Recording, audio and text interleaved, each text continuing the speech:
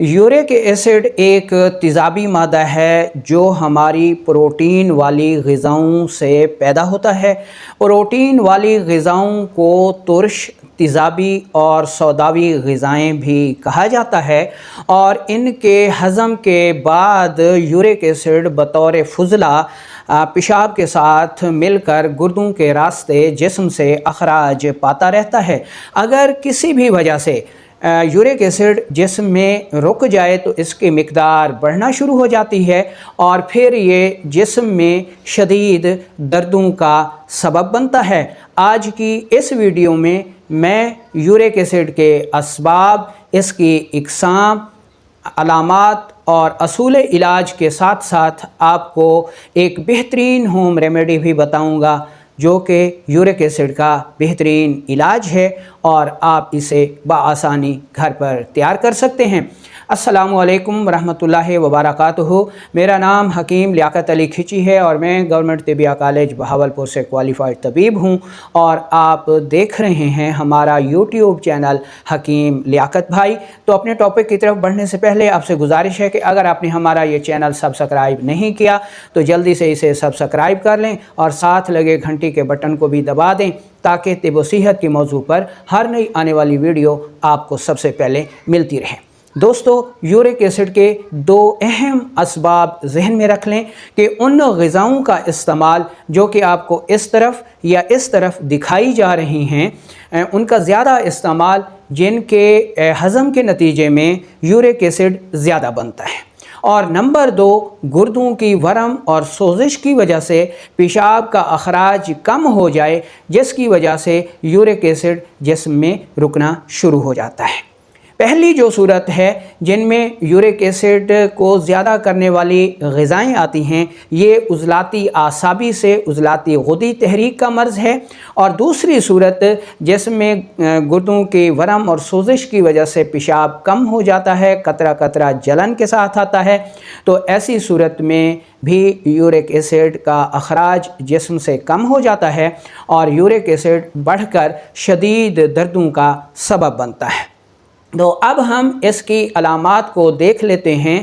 कि जोड़ों में शदीद दर्द, ख़ुसूसन हाथ और पाँव के अंगूठों में शदीद दर्द होता है, जोड़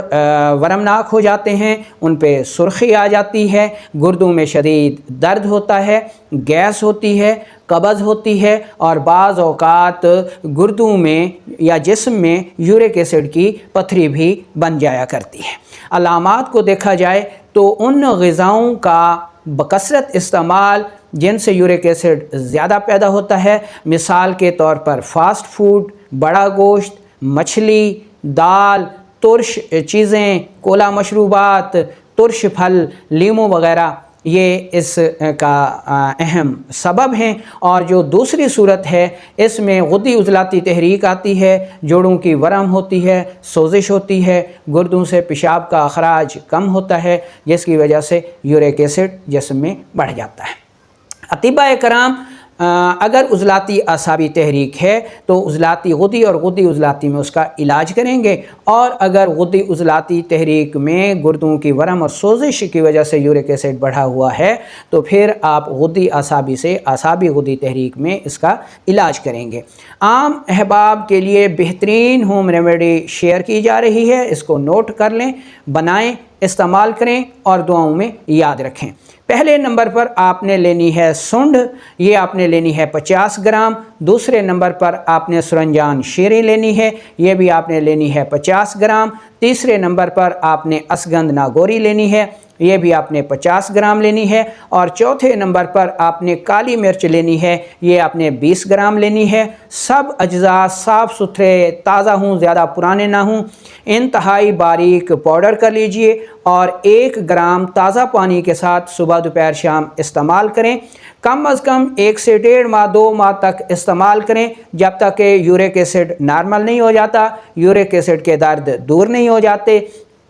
اس کا طریقہ یہ ہے کہ 1 سے 1.5 ماہ 2 ماہ بعد آپ یورک ایسڈ کا ٹیسٹ کروا لیں تو آپ کو اس کی مقدار کا پتہ چل جائے گا، یعنی کم از کم 1.5 سے 2 ماہ تک اس دوا کا استعمال آپ نے کرنا ہے۔ اب ان احباب سے گزارش ہے جنہوں نے ان اجزاء میں سے کوئی جز استعمال کیا ہو اور ان کو یورک ایسڈ سے شفا ملی ہو، فائدہ ملا ہو، تو آپ احباب اپنا تجربہ جو ہے وہ کومنٹ سیکشن میں لازمی کیجئے، ہمیں آپ کی رائے